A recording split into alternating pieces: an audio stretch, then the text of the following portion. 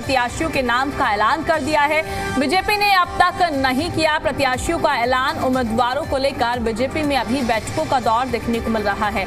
10 मई को होगा मतदान, 13 को नतीजे सामने आ जाएंगे। तैयारियां जोरों शोरों पर देखने को मिल रही हैं।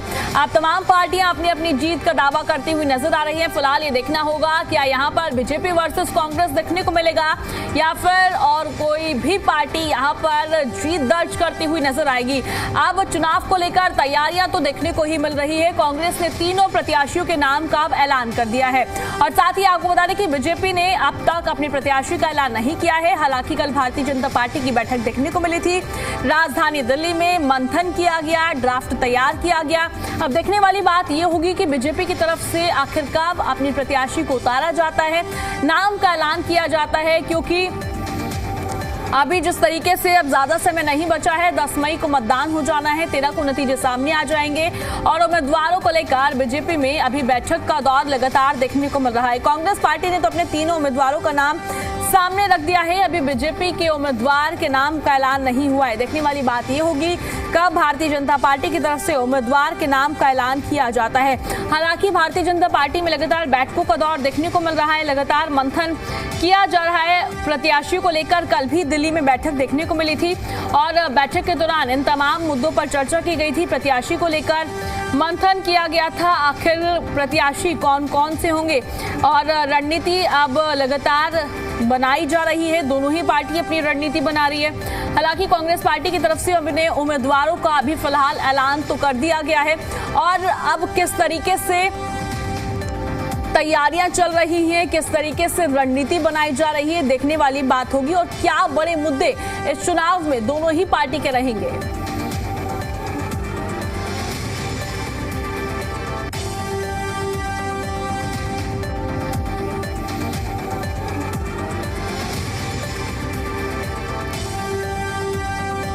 अब इस मुद्दे पर हम चर्चा करेंगे। चर्चा में हमारे साथ भारतीय जनता पार्टी से प्रवक्ता रविंद्र सांगवान जी जुड़ गए हैं, साथ ही कांग्रेस पार्टी से प्रवक्ता नवीन केडिया जी जुड़ गए हैं और साथ ही हमारे साथ आईएनएलडी से प्रवक्ता साहिल कासवान जी जुड़ गए हैं। सबसे पहले तो आप तीनों का बहुत बहुत स्वागत है चर्चा में और आप चर्चा की शुरुआत करेंगे। चर्चा की शुरुआत जो है भारतीय जनता पार्टी के प्रवक्ता से करना चाहूंगी मैं। रविंद्र जी, फिलहाल तो मेरा सवाल आपसे ही रहने वाला है। अब कांग्रेस पार्टी ने अपने उम्मीदवारों का ऐलान कर दिया है, भारतीय जनता पार्टी कब अपने उम्मीदवारों का ऐलान करने वाली है? प्रिया जी नमस्कार जी। सभी दर्शकों को प्रणाम और मेरे साथी प्रवक्ताओं को भी नमस्कार। प्रिया जी, भारतीय जनता पार्टी हर समय चुनाव के लिए तैयार रहती है और भारतीय जनता पार्टी के कार्यकर्ता हर समय चुनाव के लिए तैयार रहते हैं और जनता के बीच में रहते हैं, फील्ड में रहते हैं। और भारतीय जनता पार्टी का हमारा जो प्रत्याशी होता है वो कमल का फूल है। कमल का फूल को प्रत्याशी मान करके ही भारतीय जनता पार्टी के सभी कार्यकर्ता काम करते हैं। लेकिन प्रिया जी ठीक है, कांग्रेस ने सिर्फ जो है अपने 3 जो प्रत्याशी उन्होंने अपने डिक्लेयर किए हैं, लेकिन भारतीय जनता पार्टी हम जो सारा जो प्रत्याशी को उतारने का काम करते हैं वो हमारे कार्यकर्ताओं के फीडबैक से सभी की रायशुमारी के बाद और उसके बाद ही हम तय करते हैं। और इस चुनाव के अंदर हम जो मेयर का, चेयरमैन का और उसके अलावा पार्षद का जो चुनाव है, पार्षद का चुनाव भी हम सिंबल पर लड़ रहे हैं। लेकिन सिर्फ नगर पालिकाओं के अंदर अगर हमारी कोई यूनिट कहीं पर चाहेगी कि वो सिंबल के बिना लड़ना चाहेगी, जो उनका पार्षदों का है, तो वो लड़ सकती है। लेकिन जो सारे जो चुनाव है तकरीबन हम सिंबल के ऊपर ही लड़ रहे हैं। इसलिए हमारे सिर्फ ये नहीं है कि हम सिर्फ मेयर के कैंडिडेट घोषित कर देंगे, हमारे सभी कैंडिडेट्स के ऊपर हमारी रायशुमारी हो चुकी है। हमारी चुनाव समिति की, हमारी प्रदेश की हमारी बैठक हो चुकी है। कभी भी हम अपने प्रत्याशियों की घोषणा कर सकते हैं, लेकिन प्रत्याशी जैसा कि मैंने आपको बताया कि हमारे सिर्फ मेयर के प्रत्याशी नहीं, हमारे सभी नगर पालिकाओं के चेयरमैन के और नगर परिषद के चेयरमैन के और पार्षदों के सभी प्रत्याशियों की हमारी सूची आएगी। और भारतीय जनता पार्टी निश्चित तौर पे तीसरी बार हमें सरकार बनाने का मौका हरियाणा की जनता ने दिया है और केंद्र के अंदर और प्रदेश के अंदर हमारी सरकार है। और माननीय मुख्यमंत्री जी नायब सिंह सैनी जी जो प्रदेश के दूसरी बार मुख्यमंत्री बने हैं और लगभग हमारी प्रदेश की सरकार को अभी थोड़ा ही समय हुआ है, 1.25 साल के करीब ही, 1.5 साल के करीब हमें इस सरकार के अंदर हुआ है। और जनता ने हमारे ऊपर विश्वास किया है। और इस चुनाव के अंदर भी जैसे ऊपर डबल इंजन की सरकार हरियाणा की जनता ने बनाई है, उसी प्रकार से इन चुनावों के अंदर भी ट्रिपल इंजन की सरकार हरियाणा के लोग इन चुनावों के अंदर बनाएंगे। और हरियाणा की प्रदेश की सरकार और केंद्र की सरकार के साथ चल कर। रविंद्र जी, मैं आपसे ये भी जानना चाहूंगी, आप आश्वस्त नजर आ रहे हैं कि भारतीय जनता पार्टी की जीत होगी या फिर लग रहा है टक्कर यहाँ पर देखने को मिलेगी? प्रिया जी, कोई टक्कर नहीं है, कहीं पर किसी प्रकार की भी टक्कर नहीं है। कांग्रेस की बुरी हालत है, क्योंकि कांग्रेस का इस प्रकार का वातावरण पिछले महीने से प्रदेश के अंदर है। उनको तो चुनाव के अंदर जाने के लिए अपने 5 विधायकों को सस्पेंड करना पड़ा। 5 विधायकों को सस्पेंड करने के बाद वो चुनाव के अंदर आए हैं। और किस प्रकार की गुटबाजी कांग्रेस के अंदर है, उस गुटबाजी के अंदर किस प्रकार का चुनाव ये लोग अब लड़ेंगे। जैसा इन्होंने राज्यसभा के अंदर लड़ा, वैसा ही यहाँ पे लड़ेंगे। कहीं पे रणदीप सुरजेवाला जी हैं, कहीं पे कुमारी शैलजा जी हैं। इनके जो कार्यकारी प्रदेश के अध्यक्ष हैं उन्होंने रिजाइन दे दिया। इनके 5 विधायक तो जो जिनके खिलाफ कार्रवाई की वो जनता के बीच रोते फिर रहे हैं। वो कह रहे हैं कि हमारी सुनवाई नहीं हुई। वो पब्लिक के बीच जा रहे हैं, वो अपनी पार्टी के खिलाफ, अपने प्रभारी के खिलाफ वो जनता के बीच में जा रहे हैं। वोट मांगने का काम करेंगे या अपना बचाव करेंगे? ठीक है रविंद्र जी। नवीन जी, देखिए आपने भारतीय जनता पार्टी के प्रवक्ता को सुना, साफ तौर पर कहते हुए नजर आ रहे हैं कोई हमारे बीच में जो है टक्कर के लिए मैदान में नहीं है। फिलहाल मैं जानना चाहूंगी कांग्रेस पार्टी निकाय चुनाव को लेकर कितनी तैयार है? जी नवीन जी। नमस्कार प्रिया जी, और आपके दर्शकों को भी मेरा नमस्कार, मेरे साथ पैनलिस्टों का भी मेरा नमस्कार। हमारे भारतीय जनता पार्टी के नरेंद्र सागवान जी ने अपनी बात रखी। कांग्रेस पार्टी अपने बलबूते पे, अपने संगठन के बलबूते पे और अपने कांग्रेस के जो कर्मठ कार्यकर्ता है उसके बलबूते पे चुनाव की प्रक्रिया में भाग लेने के लिए और चुनाव लड़ने के लिए और चुनाव जीतने के लिए कसर अपनी तरफ से पूरी तैयारी कर रखी है। और उसका उदाहरण के तौर पर हमने तीनों नगर परिषदों में, नगर निगमों में अपने कैंडिडेट भी हमने घोषित कर दिए हैं। हम पूर्ण रूप से तैयार हैं। और इस बार जो ये ट्रिपल इंजन की बात कर रहे हैं, हम स्थानीय मुद्दे, आप देखिएगा सड़कों की हालात क्या है। एनडीसी के नाम पर नगर पालिकाओं में भ्रष्टाचार चरम सीमा पर है। आप नगर पालिका में एक बार एंटर करके देखो, उसके बाद आपको उनकी हालातों का पता लगेगा कि क्या हालात है। पानी की व्यवस्था प्रॉपर नहीं है, सीवर व्यवस्था प्रॉपर नहीं है। थोड़ी सी बरसात आ जाए तो जगह जगह कीचड़ के हालात हो जाते हैं। तो इन सब स्थानीय मुद्दों को लेकर के हम लोगों के बीच में जाएंगे और हमें पूर्णतः विश्वास ही नहीं है, हम 1000% इस बार कांग्रेस पार्टी अपना परचम लहराएगी और कांग्रेस जीत करके इनकी ट्रिपल इंजन की हवा निकालने का काम करेगी। सही बात गुटबाजी की, अगर ये गुटबाजी ही होती तो इतनी जल्दी हमारे कैंडिडेट डिक्लेयर नहीं होते। कांग्रेस पार्टी एक मुठ है। राहुल जी खड़गे जी के नेतृत्व में प्रदेश की पूरी टीम सच्ची निष्ठा नवीन जी, जैसे राज्यसभा में हुआ, अब ऐसा यहाँ तो नहीं देखने को मिलेगा ना। मैं वही आ रहा हूँ। कांग्रेस पार्टी अब संकल्पित है जी। कोई भी भारतीय जनता पार्टी के चुगल में आएगा तो उसको बख्शा नहीं जाएगा, उनको सस्पेंड भी किया जाएगा, पब्लिक के बीच में उनको भेजा जाएगा, फिर जाके इन गद्दारों की हालात पब्लिक को बताएंगे भी ये गद्दार है और इन गद्दारों का विवरण देख लीजिए आप।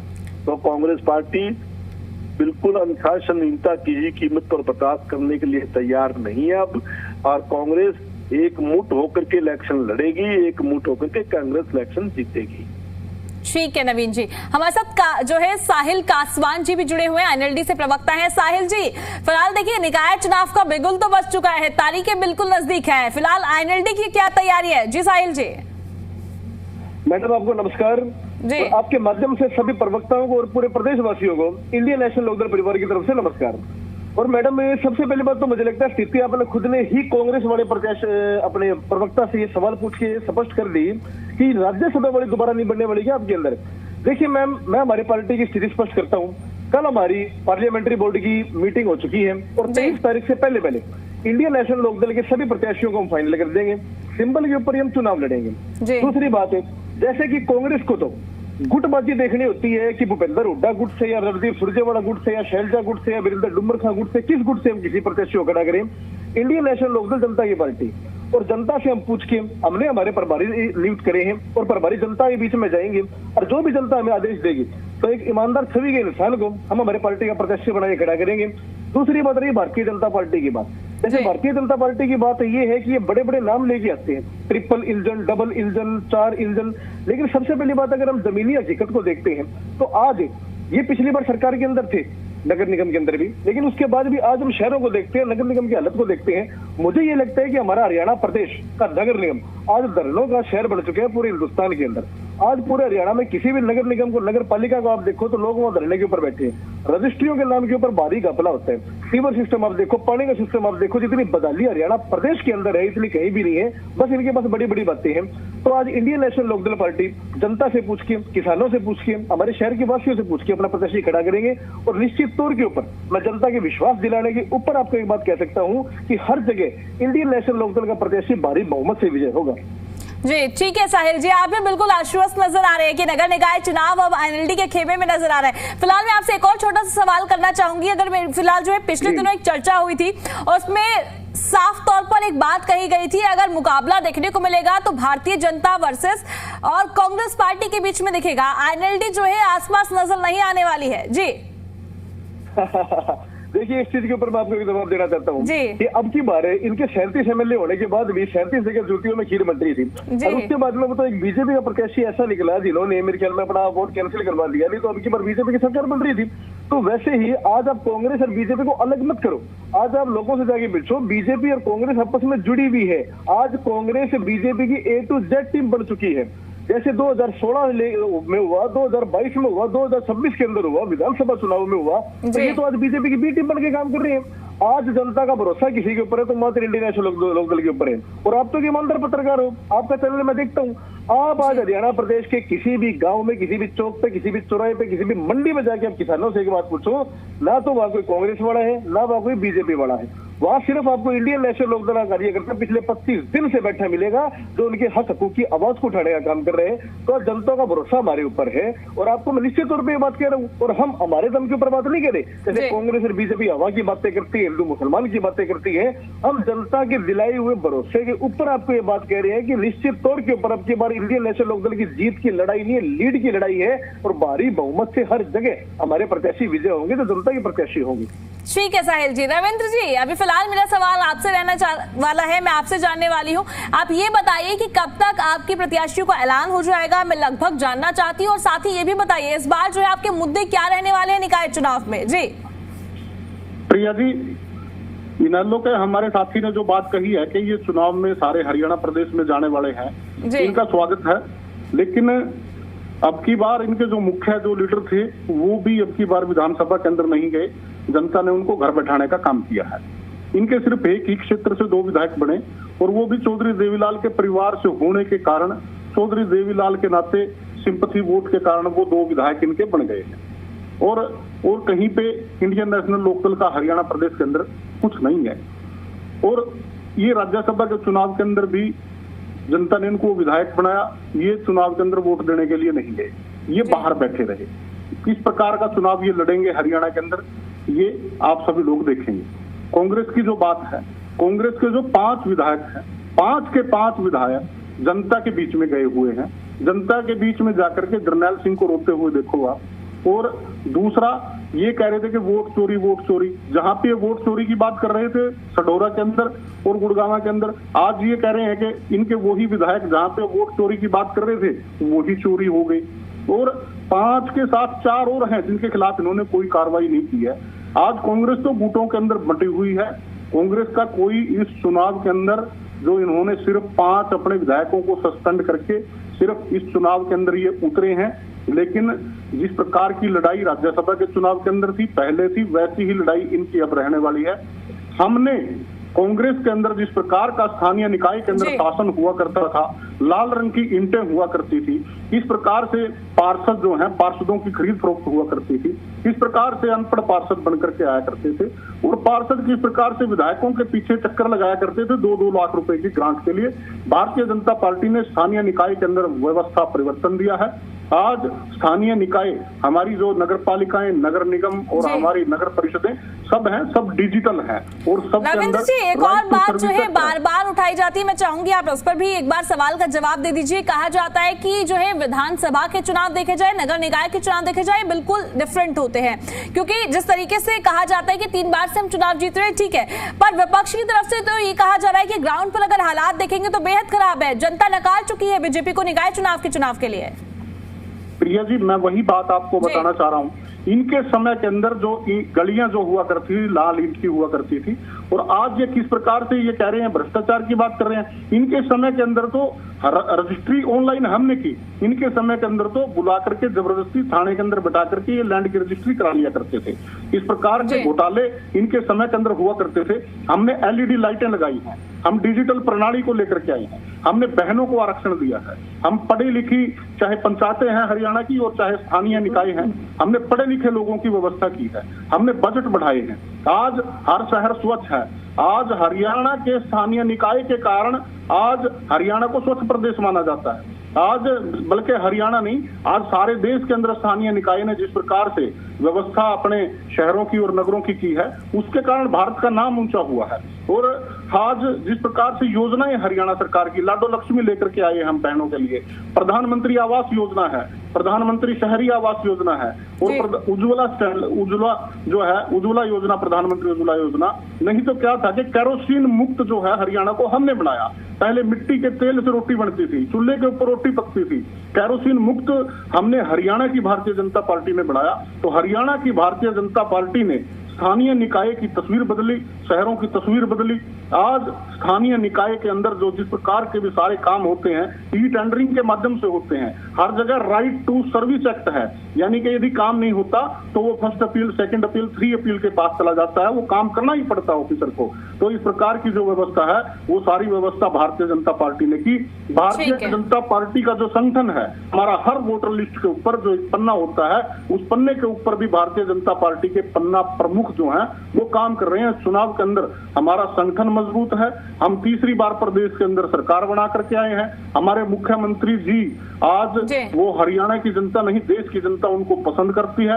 आज भारतीय जनता पार्टी जो नीतियां हरियाणा प्रदेश के अंदर भारतीय जनता पार्टी ने लागू की, आज उनके कारण हमें तीसरी बार सरकार बनाने का मौका मिला है। हम अपनी सरकार के कामों के दम के ऊपर, हम स्थानीय निकाय के अंदर हमने जो व्यवस्था परिवर्तन किया है उसके दम के ऊपर और अपने कार्यकर्ताओं के दम के ऊपर इस चुनाव के अंदर हरियाणा के अंदर ट्रिपल इंजन की सरकार बनाने जा रहे हैं। हमारे मुकाबले में कोई नहीं है। हम सारी की सारी सीटें भारतीय जनता पार्टी कमल का फूल जीतेगा। ठीक है, नवीन केडिया जी, अब मैं आपसे सवाल करने वाली हूँ। आप ये बताइए, देखिए आपने पैनल को सुना, साफ तौर पर कहा जा रहा है कि कांग्रेस पार्टी में गुटबाजी है, गुटबाजी के कारण निकाय चुनाव में कहीं नजर नहीं आएगी, और भारतीय जनता पार्टी तो पूर्ण तरीके से जो है आश्वस्त नजर आ रही है कि निकाय चुनाव में बीजेपी के अलावा और कोई नजर नहीं आने वाला है। जी नवीन जी। मेरे साथी प्रवक्ता ने भारतीय जनता पार्टी का बड़ा गुणगान किया। इन्होंने लाडो योजना की बात करी, जो महिलाओं के साथ इन्होंने धोखा देने का काम किया। सभी महिलाओं को लाडो योजना का लाभ देने का बात थी। पहले 1 लाख की कंडीशन लगाई, फिर 1,80,000 की कंडीशन लगाई। उसके बाद इन्होंने मैं बात करी कि RTI के माध्यम से काम के लिए विवश किया जा सकता है अफसर को। आप एक बात का पता करिए कि कभी किसी RTI को के अंदर इन नगर पालिकाओं ने जवाब दिया है, इनके अधिकारियों ने जवाब दिया है। ये फर्स्ट अपील, सेकंड अपील की बात करते हैं, अपीलें लाखों की तादाद में सेकंड अपीलें और थर्ड अपीलें पड़ी हैं आपके कमिश्नरों के पास। उसके बाद इन्होंने बात करी कि हमने स्वच्छ जल दिया। इन्होंने, आप जाकर के नगर परिषदों के क्षेत्रों में जाकर के पता करिए कि गंदा पानी पीने को मिलता है। रोज आप अखबारों में पढ़ते होंगे कि नाले का पानी पीने को मिल रहा है, स्वच्छ पानी की बात करते हैं। ये इन्होंने बात करी, महिला आरक्षण की बात करी इन्होंने। इनको शायद जानकारी नहीं कि महिला आरक्षण का बिल जो है वो किस सरकार में आया और किसने लागू करवाया, वो भी इनको जानकारी नहीं। भी महिलाओं को अधिकार देने का काम कांग्रेस पार्टी ने, राजीव गांधी जी ने पंचायती राज में, नगर देने का काम किया। इन्होंने बात करी कि हमने स्वच्छ प्रशासन दिया, इन्होंने भ्रष्ट प्रशासन दिया। आज नगर पालिका के अंदर, नगर परिषदों के अंदर बिना पैसे के आप जाकर के कोई भी काम, छोटा सा जन्म मृत्यु प्रमाण पत्र तक नहीं ले सकते बिना पैसों के। अब बाकी बातें तो छोड़ दीजिए, मृत्यु का प्रमाण पत्र जाकर के दर्ज करवाना, उसके लिए भी पैसे देने पड़ते हैं। वो बार आरटी उनके बैठे हैं टाइपिस्ट, जो कहते हैं इतने रुपए लगेंगे तब आपका नाम दर्ज होगा। ये हालात है नगर। इनकी जो बात करते हैं एनडीसी, अगर आपने रजिस्ट्री करवानी है, अभी मेरे साथी ने कहा कि हमने ऑनलाइन रजिस्ट्री करी, उस ऑनलाइन रजिस्ट्री के अंदर क्या आपको हार्ड कॉपी नहीं देनी होती? जब आप तहसीलदार से मार्क कराने के लिए जाते हो तो उसकी हालात क्या है, कितने पैसे देने पड़ते हैं, वो जाकर के पूछ ले, आपको पता लग जाएगा मेरे साथी को कि आज रजिस्ट्रियों की क्या हालात है। कितना क्षेत्र आपने बंद कर रखा है, कितना क्षेत्र आपने खोल रखा है। शहरों के अंदर जो नगर परिषद का क्षेत्र है उसके अंदर आधे से ज्यादा क्षेत्र में तो आपने रजिस्ट्रियां बंद कर रखी हैं। लोग एग्रीमेंटों पर एग्रीमेंट करते जा रहे हैं और जो रुलते फिर रहे हैं कि किसी तरीके से उनकी रजिस्ट्रियां हो जाएं। मेरे साथी प्रवक्ता इंडियन नेशनल लोकदल ने कहा कि कांग्रेस और बीजेपी का गठबंधन है। आपके चैनल के माध्यम से बता रहा हूं कि अभय सिंह चौटाला जी ने जो 2 सीटें जीती हैं और गोपाल कांडा जो यहाँ से कैंडिडेट थे इनके भारतीय जनता पार्टी के गठबंधन से, इन तीनों पार्टियों ने मिलकर के गठबंधन करके किया था। और गोपाल कांडा ने इस बात की घोषणा करी थी कि मैंने अभय सिंह, अजय और उनके बेटे करण को और उनके कैंडिडेट डबवाली में जाकर के मैंने प्रचार किया और मेरे साथियों के वोट डलवाए, तब इनकी 2 सीटें आई हैं। ये गोपाल कांडा का वर्जन था, मेरा वर्जन नहीं है। मैंने खट्टर साहब के कहने पर इनकी मदद करी है। गठबंधन किसका और किसका नहीं है, ये तो केवल वोट काटू पार्टी है। इनको भी कांग्रेस के कैंडिडेटों के सामने कोई कैंडिडेट ऐसा उतारे जिसे कांग्रेस का नुकसान हो और भारतीय जनता पार्टी की सरकार जीते। ये काम है इंडियन नेशनल लोकदल का। कांग्रेस के लिए ये गठबंधन की बात करते हैं, अपने गिरेबान में झांक करके देखें कि ये कहाँ खड़े हैं और ये किसकी के दम पर कूदते हैं। तीसरी बात मैं ये कहूंगा कि कांग्रेस पार्टी स्वच्छ प्रशासन देने का वादा करेगी, स्वच्छ पानी देने का वादा करेगी, साफ सुथरी सड़कें देने का। लाल ईंटों की बात करते हैं, ये लाल ईंटें ही तो हमारे मकान भी बनाती हैं। ये लाल ईंटों को ऐसे तुच्छ ईंट समझ करके बात करते हैं कि पहले लाल ईंटों की सड़कें बनती थी। आपकी इसी जो इंटरलॉकिंग जो सड़कें बन रही है उनसे तो वो लाल ईंटों की सड़कें लाख दर्जे बेहतर थी। जो आपकी इंटरलॉकिंग सड़कें जो चौथे दिन टूट जाती हैं और उसके बाद वो खड्डे पड़ते हैं, कम से कम वो लाल ईंटें तो बरसात आती थी तो लाल तो नजर आती थी, सफाई तो हो जाती थी, पानी सोख लेती थी ताकि नीचे का वाटर लेवल भी बने रहता था। आपकी इन ईंटों से तो वो लाख दर्जे बढ़िया हैं।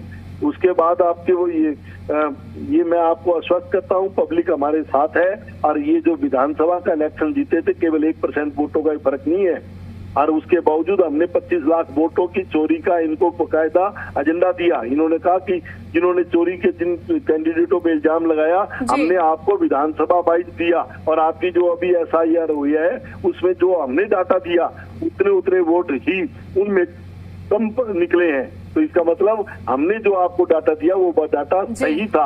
आपने चोरी से सरकार बनाई है तीसरी बार। ठीक है, आपकी सरकार जनता ने नहीं चुनी है आपकी। ठीक है नवीन जी, एक बार मुद्दे भी बता दीजिए, इस बार जो निकाय चुनाव में कांग्रेस पार्टी के क्या मुद्दे रहने वाले हैं? कांग्रेस पार्टी के स्थानीय मुद्दों को लेकर के हम कांग्रेस पार्टी इलेक्शन लड़ेगी। जो आम जनता के मुद्दे हैं, चाहे वो पानी का मुद्दा है, चाहे सड़क का मुद्दा है, चाहे कमेटी नगर परिषदों में भ्रष्टाचार का मुद्दा है, हम कांग्रेस पार्टी सच्ची निष्ठा के साथ आम आदमी को, गरीब आदमी को हर तरह की सहायता करने का काम करेंगे ताकि उनको किसी प्रकार का कोई कष्ट न हो। हमारा कार्यकर्ता, कांग्रेस पार्टी का कार्यकर्ता घर बैठे आपका काम करवाने का सक्षम है और वो खुद जाकर के नगर पालिका के हमारे जो कैंडिडेट हैं, हमारे जो कार्यकर्ता हैं, वो जाकर के काम करवा करके लाके आपको घर बैठे ला करके काम करा के देंगे।